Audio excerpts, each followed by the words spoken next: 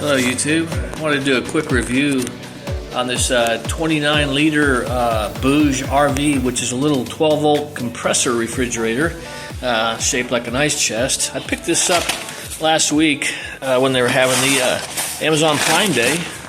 Yeah, I got this thing for, I think it was $145 with this cover. So it seemed like a pretty good deal, but it holds, it'll hold 24 cans of 12 ounce soda or beer, whatever your fancy is. It'll hold bottles, excess food you have.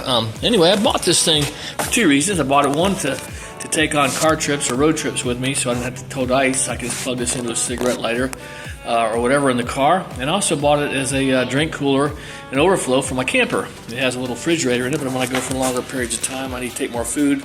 I also have to run into town. But anyway, I picked this thing up.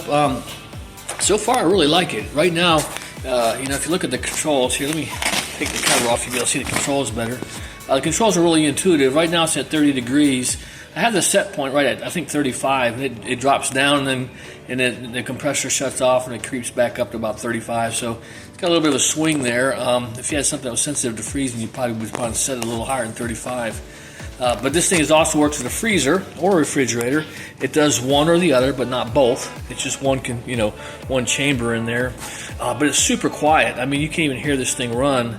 I can tell it's running on the battery pack because the voltage here drops a little bit because the switch in this battery pack probably drops a few hundred millivolts. But in any case, yeah. So the thing runs at about 3.7 amps. It looks like when it's all fired up. This 30 amp power box, it'll run about 20 hours.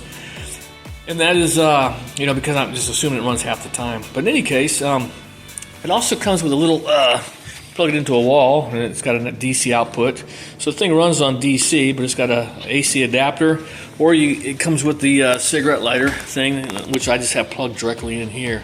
So anyway, this thing looks pretty nice. I'll throw a few pictures in here, from Amazon, and a few things like that. But again, this is a 12 volt DC compressor refrigerator, 29 liters. It'll hold 24 cans. They make them bigger than this. This seemed like a really good size. This carrying case just got a little handle on it, and you can just carry this thing around. It's not that heavy at all. Of course, if you put a case or something in there, it's going to be heavier, but it'll sit in the back seat of a car, the floor of a truck. My wife's little truck will sit in the bed under the tonneau cover, and it's actually got a plug-in back there for it. So yeah.